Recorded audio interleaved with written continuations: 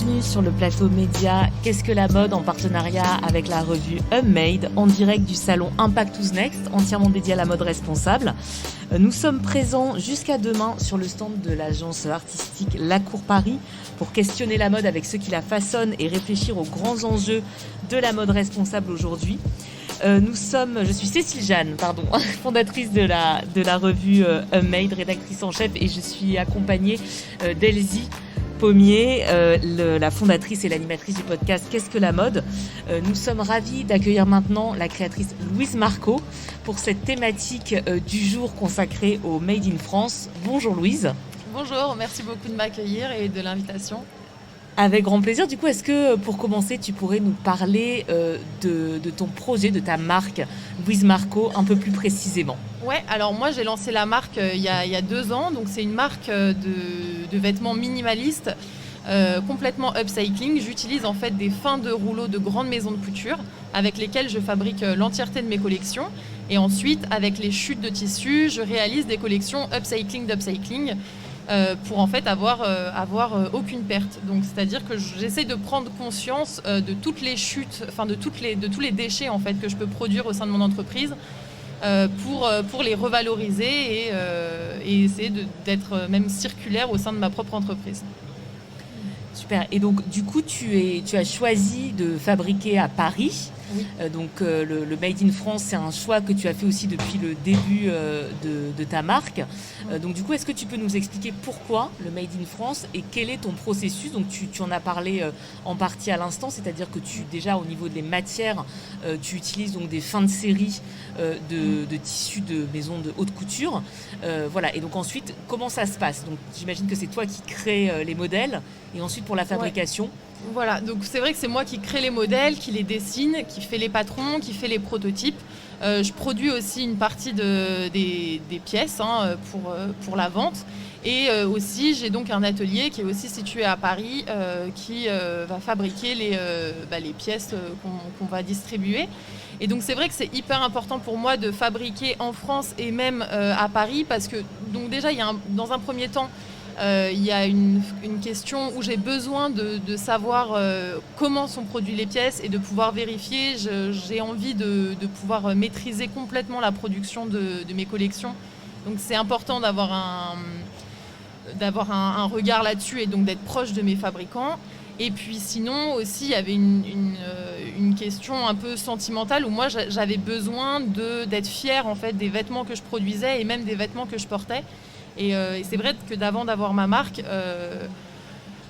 j'apportais. Il y avait cette question où j'avais besoin d'être fière de porter mes vêtements et en s'habillant en fait en fast fashion ou alors chez des marques qui communiquent pas forcément sur la production de leurs produits. On n'est pas forcément fier de ça et j'avais envie moi d'avoir une marque où j'étais fière et heureuse de revendiquer le fait que c'était fabriqué en France. Donc voilà, il y a un peu ces deux facteurs-là qui sont importants pour moi et même complètement nécessaires pour ma marque. Et du coup, tu travailles avec un atelier de fabrication, mais qui n'est pas, j'imagine, dédié uniquement à ta marque. Ouais, non. Qui fabrique pour d'autres créateurs aussi. Donc cet atelier est basé à Paris.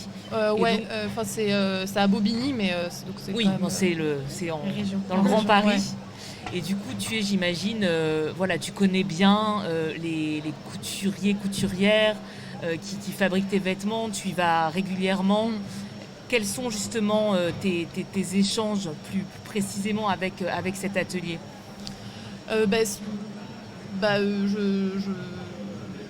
C'est-à-dire que je vais là-bas, j'apporte les tissus, on établit les prix ensemble. Il y a un vrai partenariat. Enfin, je veux dire, c'est une collaboration avec eux. On n'est pas juste dans la sous-traitance. Non, c'est comme c'est comme si c'était moi qui faisais les trucs, quoi. Oui. Et du coup, donc pour parler un peu plus tu disais tout à l'heure que effectivement ton positionnement il était à cheval entre à la fois donc l'éco-responsabilité avec cet engagement Made in France au niveau de la fabrication, cette proximité avec ceux qui fabriquent tes vêtements et aussi le recours à l'upcycling et qu'il y avait aussi une dimension très mode entre guillemets. Donc effectivement déjà, j'aimerais te demander qu'est-ce que la mode pour toi ? Pour moi, en fait, la mode, c'est un moyen d'expression, c'est une sorte en fait de masque qui nous permet en fait de se révéler au monde, donc une sorte de masque qui permet de se dévoiler aussi de la façon dont on a envie en fait finalement de son meilleur jour, ou d'exprimer vraiment ce qu'on a envie et de se créer une sorte de personnage quoi, mais qui soit à la fois réellement nous-mêmes. Oui, tu parlais de fierté de porter des vêtements. Je pense que c'est une cohésion, une cohérence entre. Il y a une cohérence entre soi, comment on se perçoit, et ce qu'on va porter dans les coupes, les formes et tout ça. Ouais. Et justement, comment est-ce que qu'est-ce qui t'inspire ? Tu parlais de minimalisme un peu. Là, on peut le voir aussi. Il y a des lignes. Enfin, l'importance de la ligne. Je suis allée voir du coup hier quelques-unes de tes pièces. Il y a déjà dans la couleur. Comment est-ce que tu t'inspires et cette dimension de ce qu'est la mode pour toi? C'est vrai que dans mes créations, en fait, on retrouve beaucoup cette idée de fantasme du voyage, en fait, qu'on peut retrouver en fait soit dans les voyages que j'ai pu faire étant plus jeune, ou alors dans des films où on va recréer des ambiances de voyage. Ça va être surtout dans des films un peu rétro-futuristes, ça peut être Star Wars, ou même plus récemment là, le film Dune. Qui m'inspire beaucoup. En fait, à chaque fois qu'il y a des paysages un petit peu désertiques ou voire lunaires, où on est clairement sur un voyage vraiment fantasmé, puisque c'est presque un univers qui n'existe finalement pas.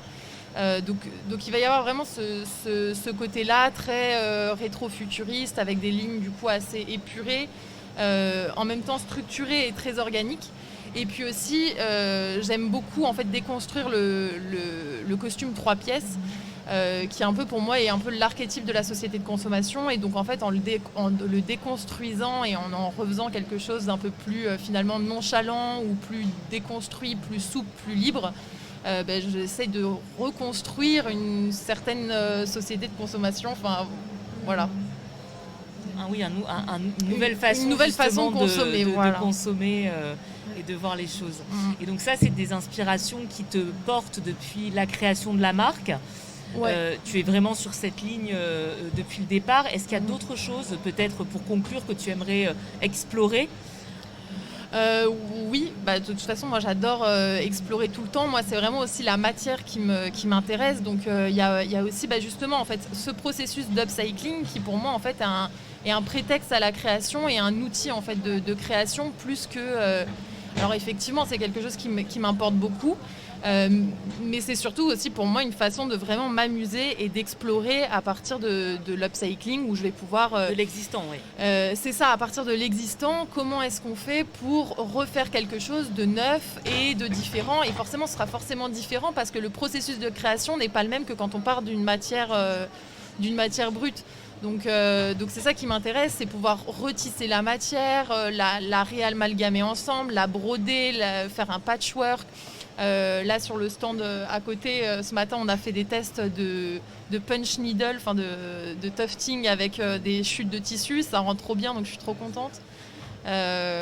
Oui, donc en fait pour toi c'est pas une contrainte, au contraire c'est quelque chose qui libère la créativité. Ouais, de toute façon c'est dans la contrainte qu'on crée le mieux. On crée le mieux, exactement, et surtout qui est assez indispensable aujourd'hui, puisqu'il y a tellement de tissus dormants, comme on le sait, que c'est super de pouvoir recréer à partir de l'existant. Ouais.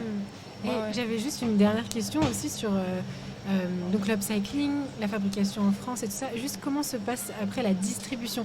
Parce que j'ai pu lire aussi que tu faisais de l'édition limitée. De toute façon, l'upcycling exige un peu ça, puisqu'on n'est pas en rouleau et on va pas pouvoir créer une infinité de produits en série. Justement, la ressource elle est limitée, oui. Et comment cette contrainte devient créative pour toi ? Alors, donc déjà, c'est vrai qu'il y a les deux collections. Il y a soit les collections upcycling, donc là où en fait, quand je fais la distribution, j'ai un fichier Excel où en fait je sais le mètre de tissu disponible, et ensuite je sais par pièce combien de mètres j'ai besoin, et donc tout ça je le rentre dans mon tableau, puis ça se déduit, puis au bout d'un moment ça me dit attention, il n'y a plus de tissu quoi. Donc là, je dois ressourcer un nouveau tissu, refaire un prototype dans une nouvelle matière, re-shooter et représenter ensuite au client. Et sinon, pour les collections upcycling, d'upcycling, en fait, ça, c'est vraiment des pièces uniques, mais en série. C'est-à-dire que peu importe le tissu, finalement, les chutes de tissu que je vais avoir, je vais pouvoir continuer à en produire, en fait, à l'infini. Et c'est vrai que le client, lui, sait pertinemment qu'il n'aura jamais 2 fois le même, le même produit. Mais c'est ça aussi qu'il recherche, en fait, c'est d'avoir une pièce qui va être unique, on n'aura pas le même morceau de tissu au même endroit. Et donc là, du coup, c'est vrai qu'on peut en produire finalement autant qu'on veut, quoi. Et ce sera que des pièces uniques, quoi. Merci beaucoup. Merci beaucoup, Louise. Et donc, on peut suivre ton actualité sur ton Instagram, j'imagine. Ouais, donc, voilà, Louise sur Marco. mon Instagram. J'ai également une chaîne YouTube et puis un compte TikTok. Ah, c'est...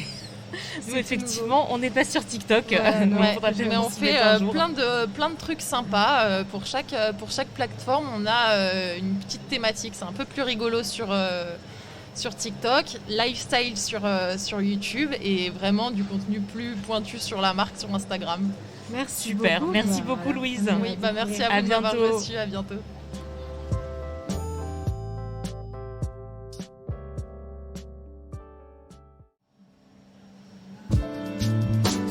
Bonjour à tous, bienvenue sur le plateau média Qu'est-ce que la mode en partenariat avec la revue Unmade et en direct du salon Impact Who's Next entièrement dédié à la mode responsable. Nous sommes invités par l'agence artistique La Cour Paris pour questionner la mode avec ceux qui la façonnent et réfléchir aux grands enjeux de la mode responsable aujourd'hui. Je suis Cécile Jeanne, fondatrice et rédactrice en chef de la revue Unmade et je suis accompagnée d'Elsie Pommier, fondatrice et animatrice du podcast Qu'est-ce que la mode. Pour cette thématique du jour consacrée au Made in France, on est ravis d'accueillir une nouvelle créatrice donc après Louise Marco, Adeline donc de la marque Ziliox. Bonjour Adeline. Bonjour. Est-ce que pour commencer, tu pourrais te présenter un peu plus précisément et présenter dans les grandes lignes la marque Ziliox? Oui, donc du coup, je m'appelle Adeline Ziliox. J'ai créé la marque Ziliox en septembre dernier, donc c'est vraiment la première collection de lancement, c'est tout frais, tout neuf. Pour cette collection se veut bio, éco-responsable, évidemment made in France. Et pour le style, on est plutôt sur du streetwear et de l'unisex. Voilà. Alors, première question, puis après on rentrera un petit peu plus dans le détail de ton processus de fabrication. Déjà, qu'est-ce que la mode pour toi ? La mode, pour moi, c'est une façon de s'exprimer. En fait, le vêtement, c'est notre seconde peau. Et en fait, c'est ce qu'on va montrer en premier quand on rentre en contact avec une personne. C'est le contact visuel. Et c'est ce qu'on va montrer. Ça va permettre effectivement d'avoir un premier point d'accroche visuellement avec l'autre et d'exprimer ses idées, ses aspirations, ses inspirations. Et pour moi, c'est vraiment une façon, c'est une forme d'expression artistique en réalité. Et il y a des gens, même s'ils pensent ne pas choisir, ils choisissent quand même au final le matin quand ils vont s'habiller. Bien sûr. Et comment tu es arrivée à faire de la mode ? Tu es styliste de formation ? Alors, je suis créateur modéliste, donc j'ai été diplômée en 2006. Et en réalité, même si la marque est toute fraîche, new, en fait, ça fait 14 ans que je fais ce métier, ça fait 14 ans que j'ai ma boîte et en fait j'ai une autre marque, Adeline Ziliox, et là on est plus positionné sur du couture et haut de gamme et uniquement féminin. Et toujours avec ces principes de Made in France, etc. Exactement. J'ai commencé comme ça en fait, j'avais mon petit atelier dans mon appartement, je confectionnais mes premières collections et au fur et à mesure je me suis constituée une clientèle, ça a grandi, j'ai eu une boutique pendant 8 ans aussi, avec mon atelier directement dedans, donc les gens en fait pouvaient me voir travailler quand ils rentraient dans la boutique. Et voilà, et en fait, comme beaucoup de monde, en fait, le Covid est passé par là, et remise en question, et je me suis dit, purée, j'ai envie d'ancrer encore plus mes valeurs dans mon travail, et c'est pour ça que j'ai voulu créer cette collection streetwear, bio et unisex. Ça, c'était vraiment hyper important pour moi. Et ça veut dire quoi alors Made in France ? Parce que là, ça fait donc 14 ans que tu as pris cet engagement. Qu'est-ce que ça signifie pour toi ?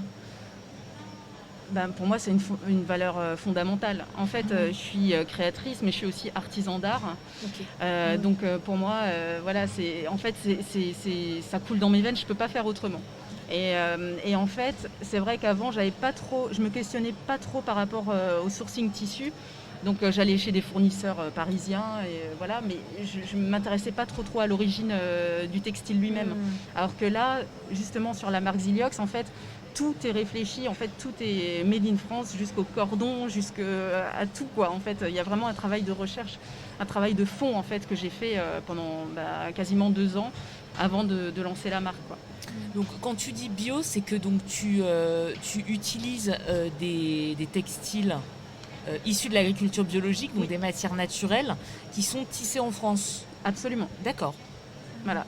Super. Donc tu as vraiment effectivement une transparence. Voilà. Une visibilité en fait donc sur les conditions de fabrication de tes pièces. Depuis le début dans les champs, quoi. Exact. Quasiment, oui, quasiment. Après, moi, il y a certains tissus, effectivement, que j'ai pas pu trouver en France parce que je souhaitais avoir une qualité vraiment premium. Et malheureusement, il y a certains fournisseurs français où, même si j'ai envie de travailler sur du Made in France, je peux pas. Donc, par exemple, toute la partie sweat molleton, en France, pour l'instant, j'ai pas trouvé. Je continue de chercher, mais il fallait que je lance ma collection. Donc, en fait, c'est un partenaire portugais. Voilà, mais oui, et ça là-dessus, reste de l'européen. Ouais, et puis là-dessus, je suis hyper transparente, mais j'essaye. En fait, je suis en constante recherche. Je m'arrête pas à ça, en fait. C'est juste que j'ai pas trouvé, mais il fallait bien que je commence par quelque part.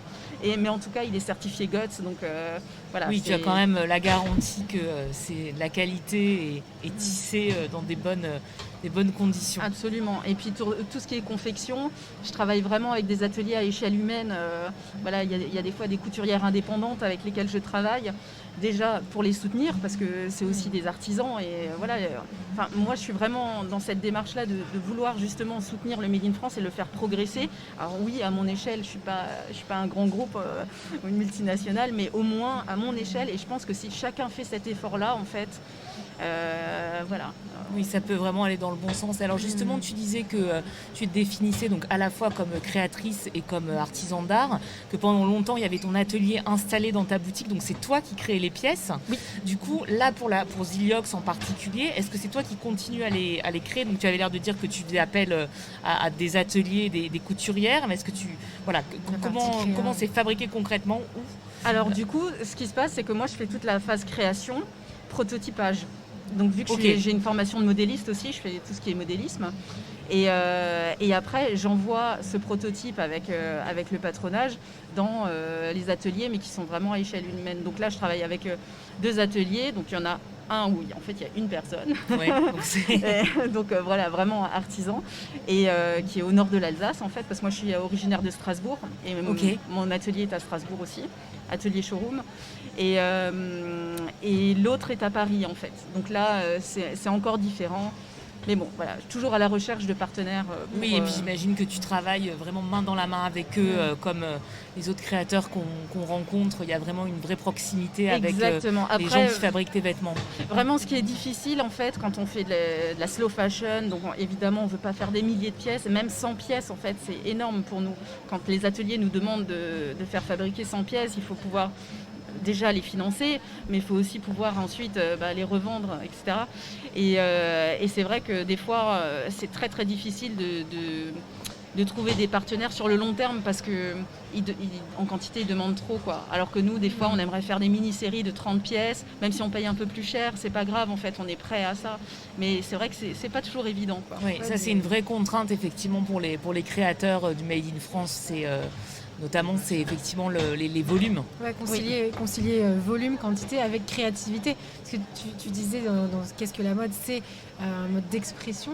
Et justement, alors comment tu conçois aussi dans tes inspirations? Qu'est-ce qui t'anime? Qu'est-ce qui anime Ziliox en fait dans cette expressivité? Alors, déjà, il y a un côté très très graphique que j'ai toujours eu en fait, qui est dans mon ADN, que ce soit aussi bien sur ma marque couture Adeline Ziliox que Ziliox. Toujours ce côté très très graphique, effectivement assez futuriste, par des coupes, elle aussi très très graphique du coup. Et après, c'est vrai qu'aujourd'hui on est dans une ère, comment dirais-je, où on a besoin de s'identifier et en même temps de trouver sa propre identité. Et le but, c'était justement de créer des pièces et des collections intemporelles et qui aillent à toutes les morphologies, qui soient vraiment inclusives. Et aussi, pour le côté un peu plus, je ne sais pas si on peut dire éco-responsable, mais de partager son dressing, par exemple, avec son homme ou sa femme. Donc là, le fait que les pièces elles soient unisexes, non genrées, en fait, on peut tout à fait partager son dressing avec son conjoint, quoi. Ouais. Et puis, tu disais justement que la mode pour toi, c'était aussi une accroche, un contact visuel. Donc, c'est presque logique que ce soit graphique, dans des coupes aussi très fortes.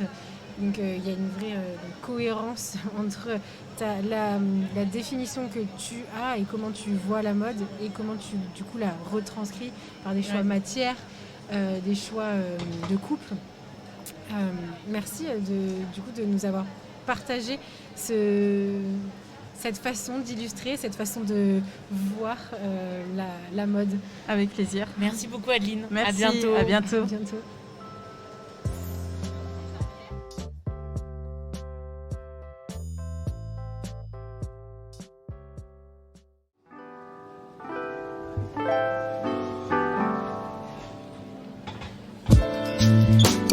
Bienvenue sur Qu'est-ce que la mode en partenariat avec la revue Made.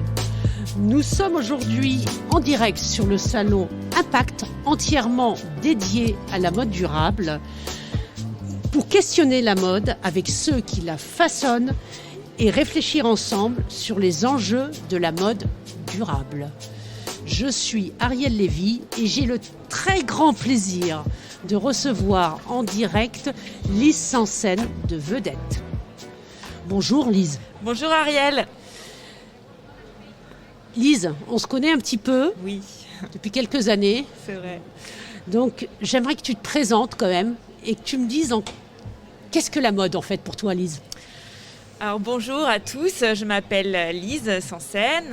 Actuellement, donc, je travaille sur ma marque qui s'appelle Vedette. Je fais d'autres choses à côté, comme de l'enseignement, justement dans les écoles de mode.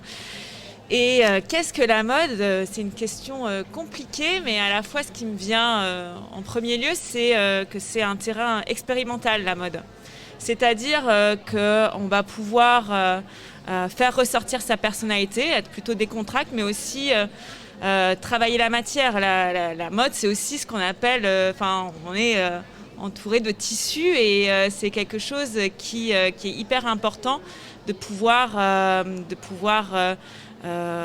expérimenter cette matière en rapport avec sa personnalité, c'est-à-dire la rendre folle,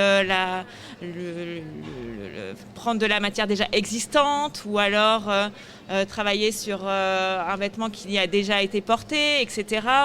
La matière, ça t'est venu d'où la matière ? C'est une relation très charnelle que tu sembles presque avoir avec la matière. Tu l'as rencontrée pendant tes études.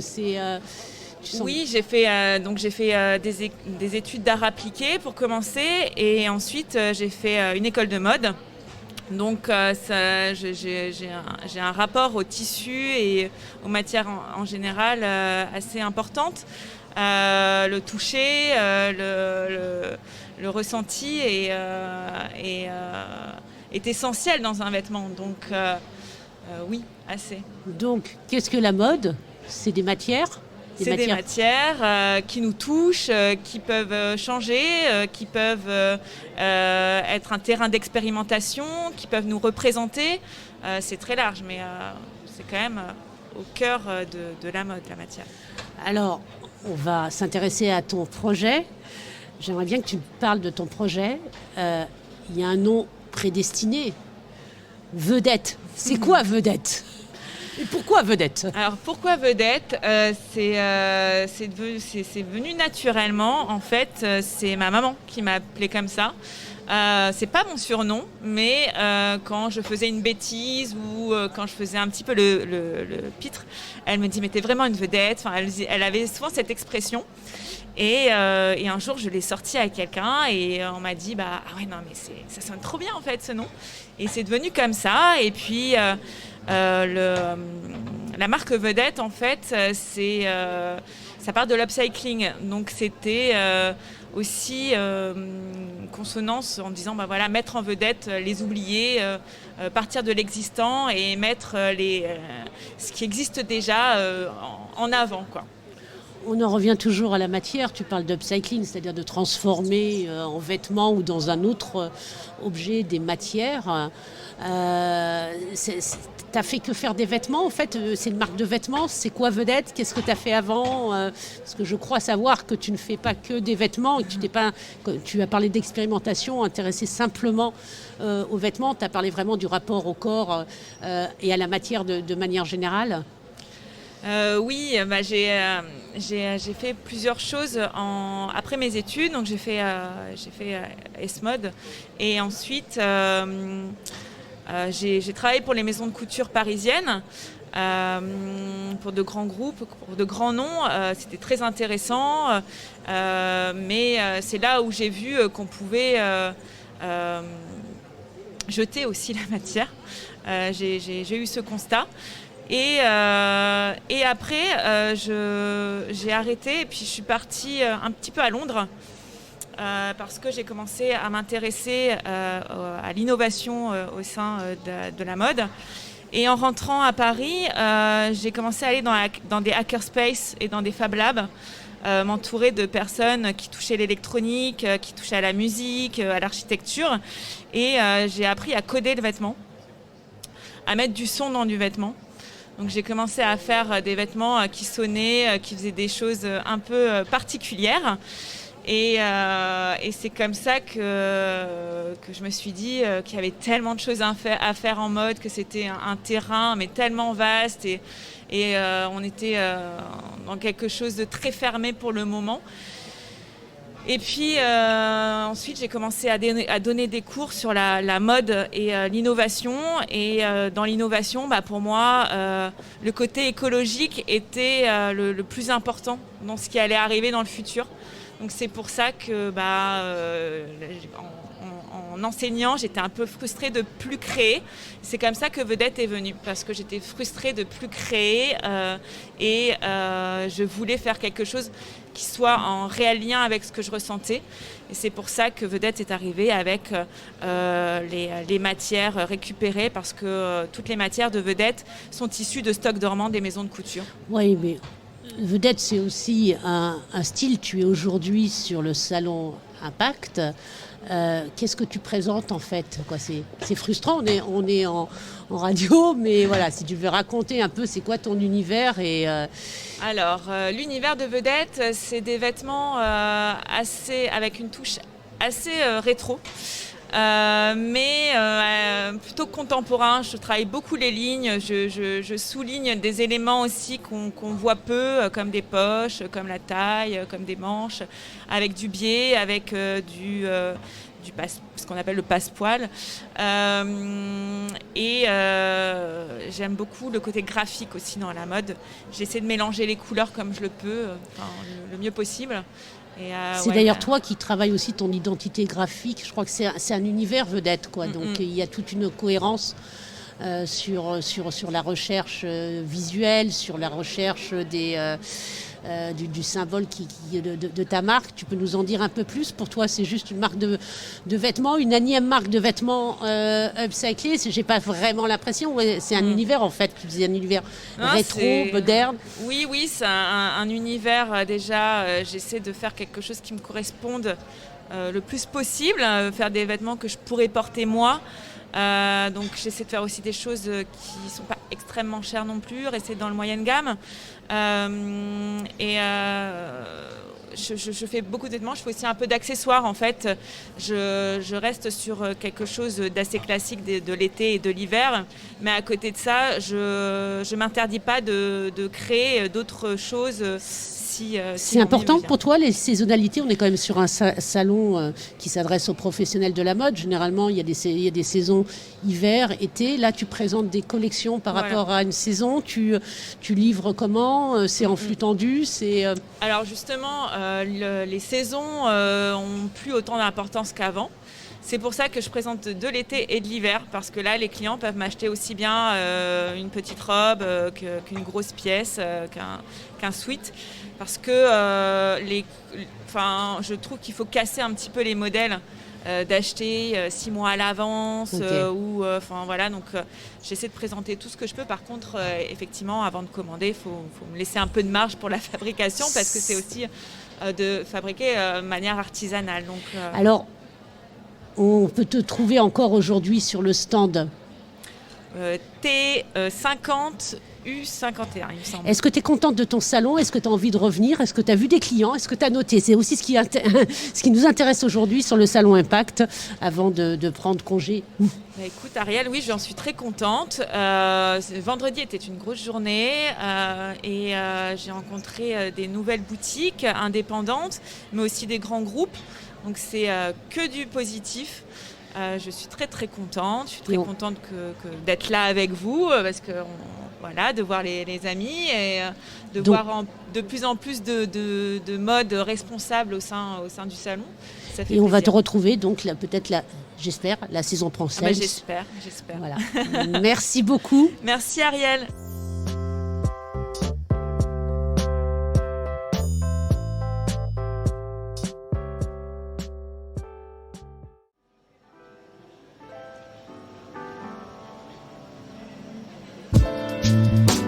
Bonjour, bienvenue sur Qu'est-ce que la mode, en partenariat avec la revue Made. Nous sommes en direct sur le salon Impact, entièrement dédié à la mode responsable, pour questionner la mode avec ceux qui la façonnent et réfléchir ensemble sur les enjeux de la mode durable. J'ai le plaisir de traiter aujourd'hui du sujet de la jeune création.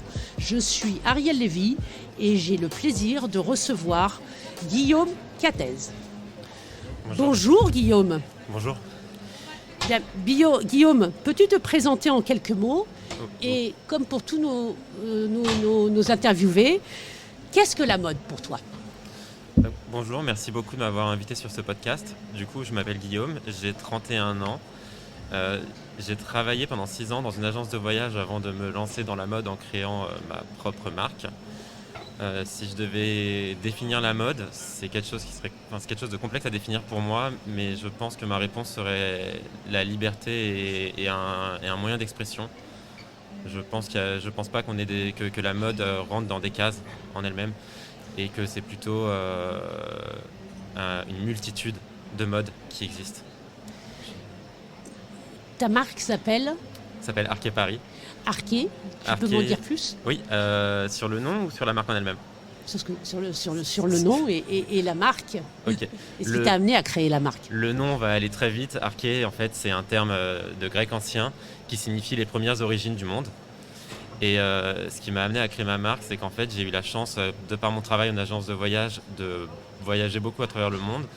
Mais je n'avais pas cette possibilité d'exprimer ma créativité. Et c'est ce qui m'a poussé à lancer Arquet Paris, qui est donc une marque de t-shirt qui vient tout juste 6 mois.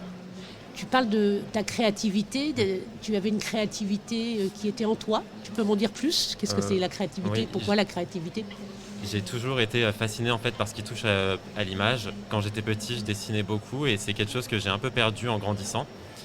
Et c'est revenu à moi comme un besoin de retravailler, de redessiner et de m'exprimer autrement que par des mots. Et c'est vraiment ce qui m'a poussé à lancer la marque. Je suis fasciné par tout ce qui va être photographie, tout ce qui va être peinture, cinéma, donc vraiment tout ce qui touche un peu à l'image.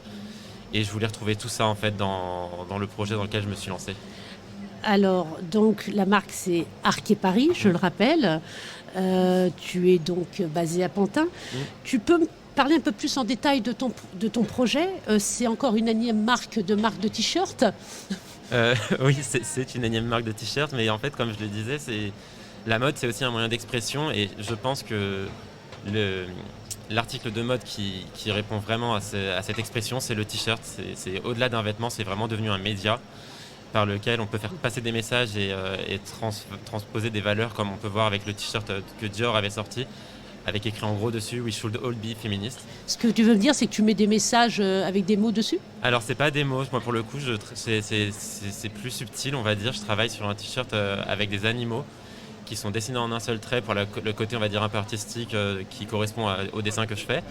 Et je les ai travaillés en collaboration avec des associations que j'ai choisies justement, qui répondaient à des valeurs qui, moi, me tiennent à cœur et qui permettaient aussi de sensibiliser les gens, je pense, à certains impacts qu'on peut avoir sur la société. Quel type d'association, quel type de valeurs et pourquoi des animaux? Alors, je travaille avec 6 associations différentes. Donc, on va dire, 6 valeurs différentes, mais ça va être des valeurs sociales et environnementales. J'ai 3 associations qui sont vraiment sur l'environnement, que ce soit sur la thématique du réchauffement climatique, de la préservation des forêts ou de la pollution plastique dans les océans. Et pour tout ce qui va être, on va dire, plutôt sociétal, ça sera plus sur l'éducation et sur l'égalité homme-femme et l'égalité des genres. Et des animaux, tout simplement, parce que comme je le disais, je travaillais en agence de voyage, c'est ce qui m'a servi un peu d'inspiration pour la première collection. Et donc j'ai les 6 t-shirts qui représentent les 6 continents du monde avec un animal emblématique. Et je trouvais ça plus universel et peut-être qui parlerait peut-être plus aux gens plutôt que de dessiner, on va dire, des monuments de chaque pays.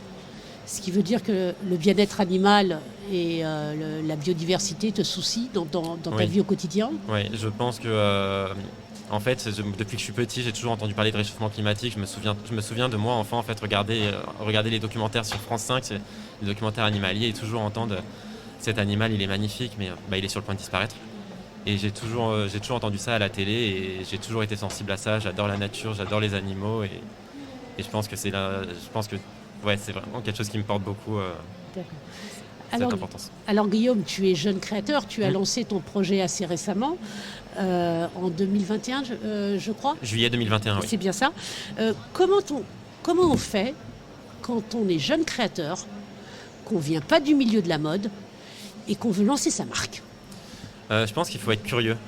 C'est un peu un processus où j'étais d'abord dans mon coin justement à m'informer, à regarder comment ça se passait, regarder aussi les concurrents qui sont déjà implantés, ce qu'ils ont fait pour ne pas refaire la même chose, présenter quelque chose de nouveau. Et pareil, j'ai fait au début la recherche de tout ce qui va être atelier, tout ça, j'ai tout fait seul. Et en fait, on se rend compte que oui, on a les idées seules, mais qu'on ne peut pas avancer seul, on a besoin du collectif pour ça. Et que ce soit sur la marque, le fait de travailler avec des associations, qui est déjà aussi quelque chose de collectif pour la création, du produit. Mais il y a aussi le collectif en fait des personnes qui travaillent dans le milieu. On peut mutualiser nos connaissances, on peut tous s'entraider sans se mettre des bâtons dans les roues. C'est intéressant, ça veut dire que tu parles de mutualiser. C'est quoi la mutualisation? Tu fais partie de quel collectif? Qu'est-ce que ces collectifs t'apportent? Alors, je suis membre du collectif Insense. On a on va dire, un peu pour vision de mettre en avant toutes les richesses du territoire et la créativité et le dynamisme du 93, qui est souvent un département qui souffre un peu, on va dire, des stéréotypes dont il fait preuve. Et après, je suis aussi membre de Fashion Green Hub, justement, qui est une association de mode où on est plus de 300 membres. Et quand je parle de mutualisation, ça peut être aussi bien mutualisation des savoir-faire, ou tout simplement de mutualiser des événements ensemble, de vraiment se regrouper et de faire un, on va dire, et de former une union ensemble et pas d'être chacun de notre côté à se tirer les parts de marché, entre guillemets. Super. Si on parle business, là, concrètement, parce qu'on est dans un salon business, est-ce que tu as testé ton produit? Comment tu le vends? Comment on le trouve? Quelle est ta communauté? Qu'est-ce que tu as vu évoluer, puisque ta marque est très jeune? Quels sont les premiers enseignements que tu en tires? Et puis ensuite, j'aimerais que tu me répondes, pour terminer, à une question. Comment tu vois l'avenir, de manière générale, pour développer ton business? Alors, pour l'instant, je suis vendu en ligne. Donc j'ai mon site web et j'ai rejoint récemment quelques marketplaces. L'avenir pour moi justement, c'est peut-être de trouver de nouveaux partenaires avec qui travailler pour revendre mes t-shirts et faire grandir la marque. Juste avant Noël, j'ai participé justement à une boutique mutualisée en physique et j'ai aussi fait un pop-up en plein centre-ville de Paris. C'est quoi une boutique mutualisée? Donc du coup, c'était une boutique qui a été organisée par Fashion Green Hub et on était, si je ne me trompe pas, 37 marques à proposer nos produits. On avait tous un stand. Et tous nos univers, on mélangeait tout ensemble pour vraiment montrer tout le savoir-faire que chaque créateur a, l'univers de chaque créateur.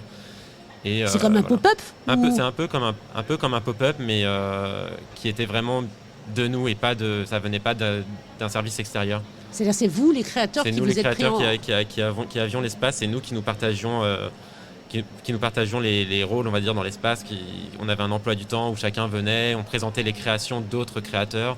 On n'était pas là pour présenter que notre marque, à la différence d'un pop-up où on a un emplacement, on est à notre stand et où on présente seulement notre marque. Et aujourd'hui, ta clientèle, tu arrives un peu à la définir, ta communauté, pour savoir finalement comment tu vas évoluer demain, qu'est-ce que tu veux faire? C'est encore un peu jeune pour moi parce que la marque, justement, comme on disait, elle a 7 mois et sur les événements physiques, je n'ai pas touché la même clientèle qu'en ligne.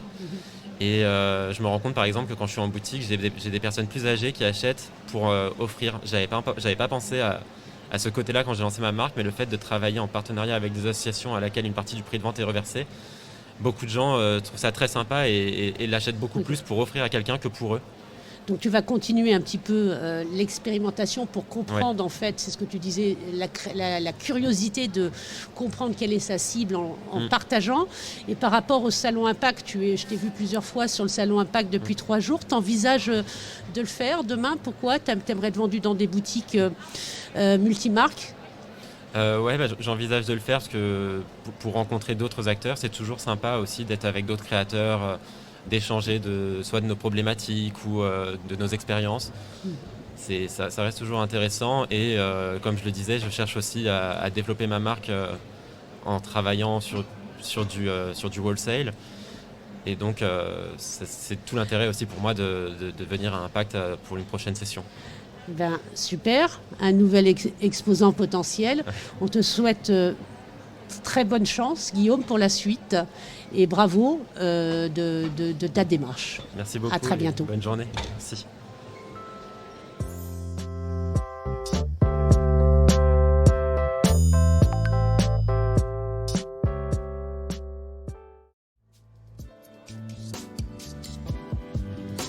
Bienvenue sur Qu'est-ce que la mode, en partenariat avec la revue Humaid. Nous sommes en direct sur le salon Impact du Who's Next pour questionner la mode avec ceux qui la façonnent et ceux qui réfléchissent ensemble sur les enjeux de la mode durable. J'ai le très grand plaisir de recevoir pour la première fois Ornella Haddad. Exactement. De la marque Et lui. Ornella, bonjour. Bonjour Ariel, merci de me recevoir. C'est un plaisir.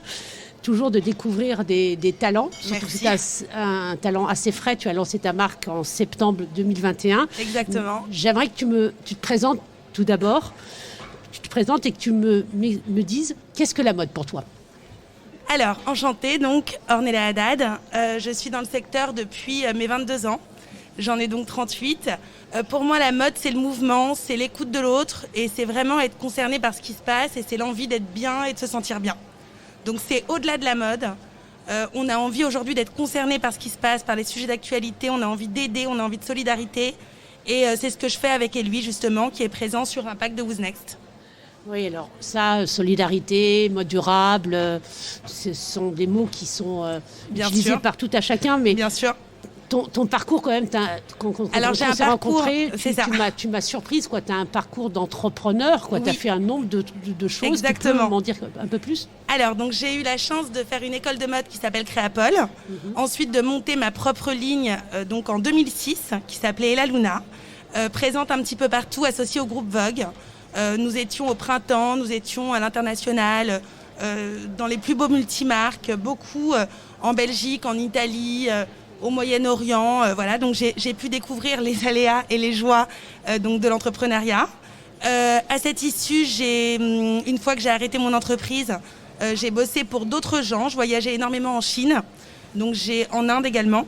Donc j'ai pu visiter un petit peu, tout le secteur mode dans la profondeur. C'était en quelle année ça? Alors c'était de 2006 à 2018. Ouais, et tu me disais, tu as voyagé en Chine, donc, et en Chine, Inde. ouais. Qu'est-ce que tu as constaté là-bas? Ça t'a un peu... Ça va vite, c'est incroyable. Alors, chacun ses spécificités. La Chine, c'est beaucoup l'action, la rapidité. Tout va très vite. Ils sont concernés, ils vont vite. Il y a des marchés énormes. Enfin, tout tout est énorme. Et du côté de l'Inde, c'est très artisanal, c'est très doux, les gens sont très gentils, beaucoup de travail à la main, beaucoup de volonté de montrer leur savoir-faire et de nous impliquer en fait dans leur culture. Donc c'est une génial. super connaissance de la mode, c'est aussi une rencontre culturelle aussi de gens. Vraiment. Et à l'issue de ces voyages, tu as donc fait d'autres choses, je crois. J'ai fait d'autres choses, en effet. Disons que le sujet, c'est que quand on travaille dans la mode, on ne peut pas rester focus que mode. Il faut qu'on soit aware de beaucoup de choses au niveau du commercial, au niveau des gens, au niveau du travail effectué. Il faut être concerné par beaucoup de choses. Et moi, il me manquait certaines ficelles. Et donc, j'ai voulu étudier le droit après mon parcours chez La Luna. J'ai fait 1 an et demi d'études de droit. Et ensuite, j'ai atterri par hasard dans le trading, commerce international, beaucoup avec l'Afrique. Le trading commerce international, ça consiste en quoi, en 2 mots? Alors, je travaillais, j'avais un poste à responsabilité avec justement des filiales, tant alimentaires que sportives, toujours donc mode, Adidas, Nike, etc. Avec donc l'Afrique centrale, l'Afrique subsaharienne, le Maghreb. Et c'était une super expérience parce que toujours des découvertes humaines et des volontés de faire changer les choses et de faire évoluer les continents lointains et de rester solidaire avec tout ce qui se passe dans le monde. Et à l'issue de ça, du coup, si on en revient à ton projet, tu as fait le tour du monde, tu as rencontré des cultures, tu as été curieuse sur le droit, sur l'entrepreneuriat, tu as une connaissance de la mode, et puis d'un coup, tu montes ton projet. Alors la mode me manquait, j'ai ça en moi, c'est ma fibre artistique que j'avais vraiment besoin de réexprimer. Et donc, j'ai commencé à réfléchir et à vouloir revenir justement sur le terrain. Et en venant de nouveau, j'ai regardé la mode autrement. Et je me suis rendu compte qu'aujourd'hui, chacun avait la volonté de s'exprimer, de vouloir piquer un petit peu partout, d'avoir un vestiaire dans lequel on se sent bien, peu importe. Moi, je peux porter par exemple une paire de cuissardes avec mon sweat, ou je peux porter ça avec un jean oversize. L'essentiel, c'est d'être soi-même, de se sentir bien, d'être à l'aise. Et donc, c'est vrai qu'aujourd'hui, tout se combine beaucoup plus qu'avant. Il n'y a plus de saison, il n'y a plus d'envie d'être dans des cases ou dans des clichés. Il y a plus envie de s'aimer, de respecter l'autre. Moi, j'ai eu la chance également pendant mon parcours d'être jury d'école de mode comme S-Mode, Modesta. Et j'ai pu constater qu'il y avait beaucoup de talents qui n'étaient pas suffisamment révélés. Et donc, et lui, c'est aussi être concerné par tout ça, révéler les talents de demain. Et lui, c'est quoi? Alors, et lui, c'est... je t'accepte. Alors oui, ça peut être un petit peu cliché. C'est une marque. C'est une marque. D'un côté, on a une série de vêtements étudiés dans un esprit éco-responsable, donc avec une volonté de vouloir aider les jeunes en versant une partie des bénéfices à des associations. On se rapproche des mairies, on voit un petit peu ce qui se passe en banlieue, etc. pour pouvoir justement motiver. C'est très important. C'est très très important parce que je pense qu'il y a beaucoup de talents cachés là-bas. C'est ta marque, c'est quoi en fait? C'est justement dénicher les talents de demain, aller les trouver, les faire se révéler à travers justement ce qu'ils ont à dire. Et je pense qu'il y a beaucoup d'artistes qui ont des choses à dire et qu'on n'entend pas suffisamment et qu'on ne voit pas. Tu les repères comment, ces talents dont tu trouves des créations ici ça se passe comment en fait? Alors justement, notre première intervention a lieu ici au Who's Next. Sur Impact. On a d'ailleurs 2 stands. Merci au Who's Next de nous accompagner dans ce super projet. Et on a un stand qui est uniquement réservé aux étudiants, de façon à pouvoir s'inscrire, de façon à pouvoir être présent. Et nous, de notre côté, on les aide à produire leur création. Donc Tu les repères comment? Alors, on organise un concours par le biais des écoles partenaires avec lesquelles on traite. Donc, on a Modart, on a Modesta. On a également S-Mode qu'on va rencontrer là en janvier. On a une liste assez conséquente d'écoles. Super. Plus celles qui s'inscrivent actuellement. De façon à pouvoir justement organiser des concours sur la base de comment se sentir bien. Peu importe à elle d'être elle ou à lui d'être lui, l'essentiel c'est d'être soi-même. Les étudiants, alors, tu les casses dans les concours parce que le temps passe et ensuite tu les produis toi, ils font leur collection. Oui, concrètement. On réalise leur première silhouette dans nos ateliers nous-mêmes. Dans vos ateliers qui sont situés à Paris. D'accord, voilà. Super. Donc c'est des petites séries que vous présentez aujourd'hui donc sur le stand. Oui, c'est le prototype initial qui est réalisé dans nos ateliers, qui est présenté et qui donne lieu à des concours avec un comité de jury d'experts qui sont formatés dans le milieu de la mode ou dans le milieu du commerce. Ça, c'est une partie de Et lui. Bravo, C'est une partie de Et lui. T'accompagnes, tu repères, tu Exactement. donnes la parole, etc. Exactement. Et l'autre partie, qu'est-ce que de Et Alors, lui, c'est quoi? Parce que lui, c'est quoi en fait? Et lui, Alors- je sais pas. Alors, Et lui, c'est un message, tout d'abord, qui part donc sur une base de respect, d'amour et de soutien de l'autre. Ok, Alors, c'est concrètement. vraiment un côté de fusion artistique des deux univers. On est tous empreints de notre côté elle et de notre côté lui. Alors, au lieu de diviser tout ça, aujourd'hui, ce qui m'intéresse, c'est de rassembler et de montrer qu'en s'acceptant, en étant Alors, et lui, on présente quoi? C'est quoi? alors, on présente des intemporels qui sont dans des matières éco. C'est toi qui les crée? C'est moi qui les crée, en effet. D'accord. En effet, avec donc le logo qui est un œil, Oui. œil visionnaire sur un monde en fleurs, en couleurs, de façon à ce qu'on puisse Donc- vivre dans un monde de bisounours. Ok. Magic World. Ouais, donc l'idée, c'était, comme tu le disais, de redonner finalement, tu Espoir. accompagnes, tu fais la synthèse de tes expériences, Exactement. t'accompagnes les écoles et en même temps tu reprends la parole. Bravo Exactement. pour ce que tu as fait. Merci. En conclusion, j'aimerais savoir finalement le bilan de ce salon en 2 mots et si tu as l'intention d'y revenir. Alors vraiment, je trouve que malgré la situation actuelle des choses, il y a quand même beaucoup de visiteurs. Les gens sont concernés, ils ont besoin d'entendre des histoires, ils ont besoin d'être rassurés. Tu as noté des commandes? Oui, Alors, bravo Who's Next. On a noté des commandes qui ont vraiment envie de communiquer sur l'univers et lui. donc bravo, parce que c'est tout un message. Je te remercie de ta présence. C'est un vrai message Merci. de pêche pour la jeunesse qui doivent y continuer. Et en plus, bravo à Elui, qu'on peut Merci découvrir sur le stand. Ton stand, numéro stand 40, je crois. S40. S40, Exactement. sur Impact. Merci Ornella. Merci à vous Ariel. Et à très bientôt. À très vite. Merci beaucoup.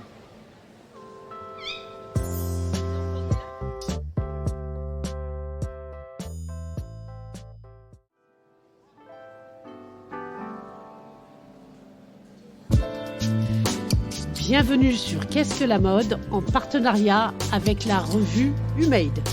Nous sommes aujourd'hui en direct sur le salon Impact de Who's Next, entièrement dédié à la mode durable et responsable pour questionner la mode avec ceux qui la façonnent et réfléchir sur les enjeux de la mode durable.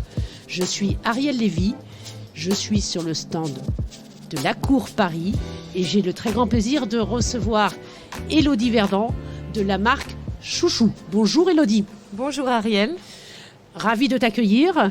Est-ce que tu Merci. pourrais te présenter en quelques mots et tu n'y échapperas pas, répondre à la question générique chez nous, qu'est-ce que la mode? Très bien. Alors, qu'est-ce que la mode? C'est une très belle et vaste question. Effectivement, pour moi, c'est une manière de se donner confiance et, avec voilà, un apparat et faire en sorte que la personnalité puisse s'exprimer. Ou, voilà. Oui, alors, donc la confiance, c'est important pour toi. Tu es rentrée directement dans la question, mais qui es-tu en fait? Et Élodie, comment tu es arrivée à cette déclinaison de la mode, quoi? Alors, je suis je m'appelle Élodie, j'ai 34 ans, j'ai cousu assez jeune, j'avais le besoin de créer des vêtements, de me différencier aussi, je pense. Et ensuite, j'ai suivi un cursus dans une école de mode en Suisse, à Genève. Pourquoi la Suisse?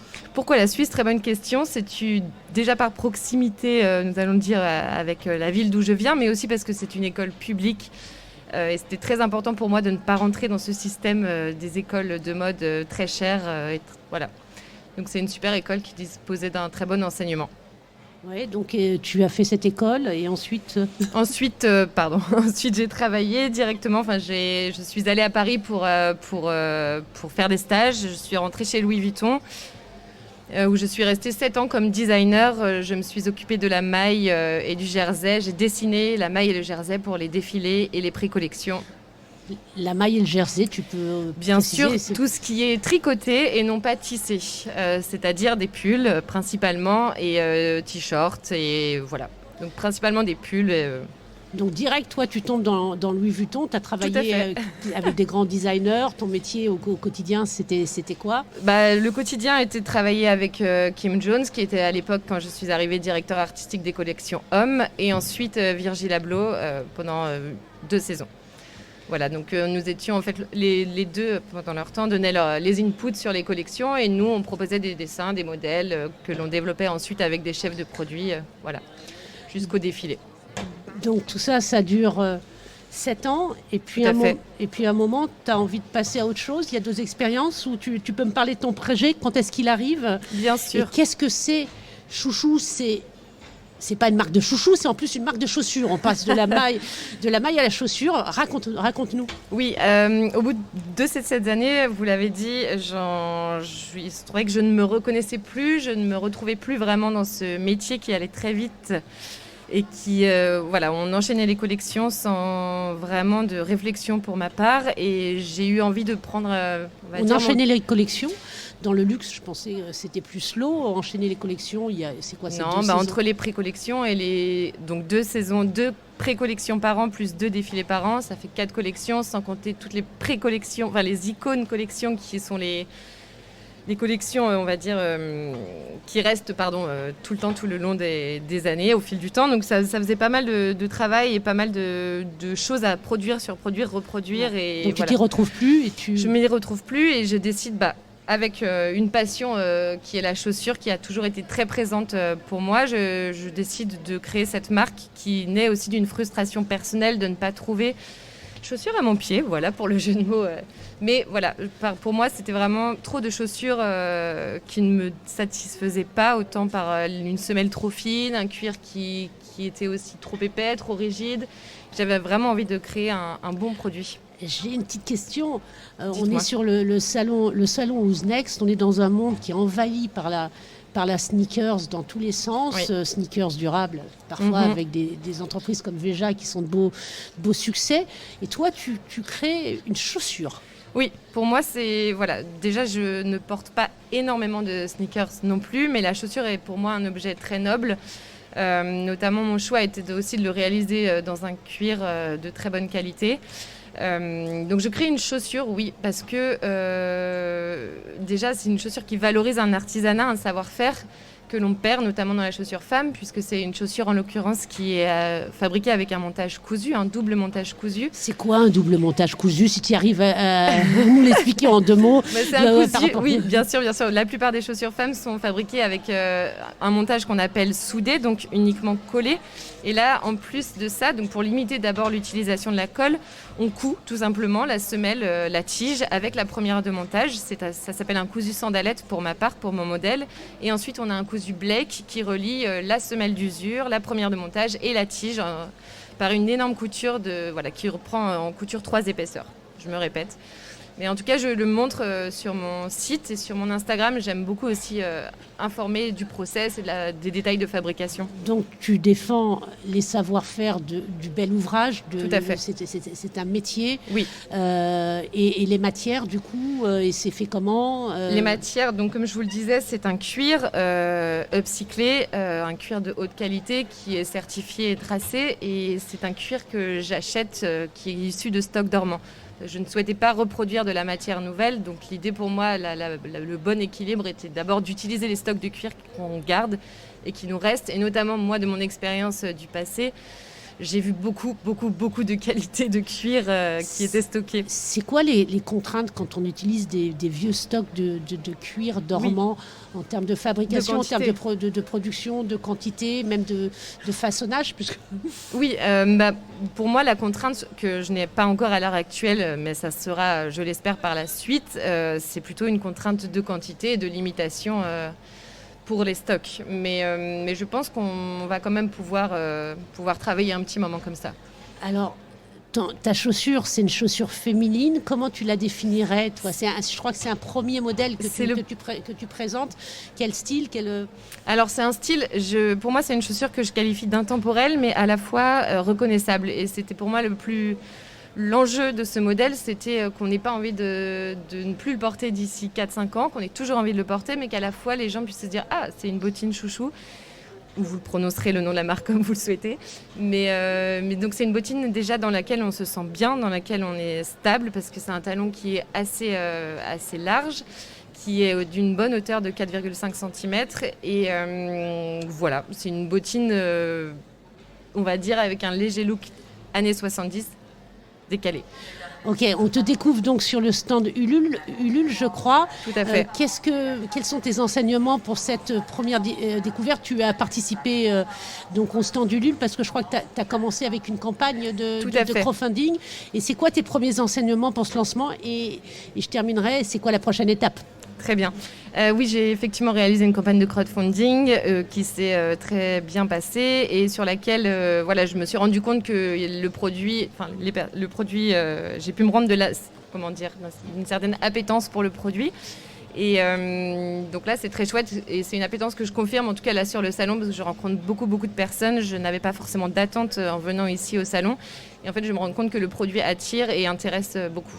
Des personnes, des détaillants Des détaillants, d'autres personnes qui ne sont pas forcément détaillants, mais voilà, je sens que les gens s'arrêtent et sont très intrigués aussi. C'était la première étape. Exact. Et la prochaine étape, du coup, pour toi, c'est de lancer un autre modèle? C'est quoi? La prochaine étape, ça sera, déjà de lancer une deuxième session de précommande, puisque la première session de précommande s'est achevée en décembre. Et là, j'ai d'autres demandes pour lancer une autre précommande et un modèle printemps qui arrivera, on va dire un modèle un peu plus printanier, une chaussure qui arrivera. Merci. Merci à vous. Merci beaucoup, Élodie. Ça nous donne vraiment envie de rencontrer Chouchou, la chaussure Chouchou. Venez au stand T38. Merci beaucoup.